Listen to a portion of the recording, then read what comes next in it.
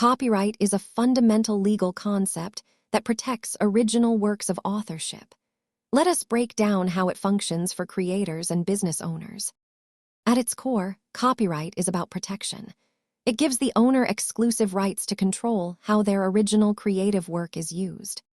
For most individual creators, copyright protection typically lasts for the duration of the author's life, plus an additional 70 years after they pass away.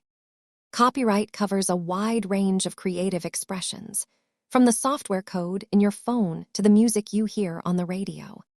It is common to confuse copyright with trademarks. While copyright protects creative works, trademarks protect brand names, slogans, and logos used in commerce. Copyright protection exists the moment you create something.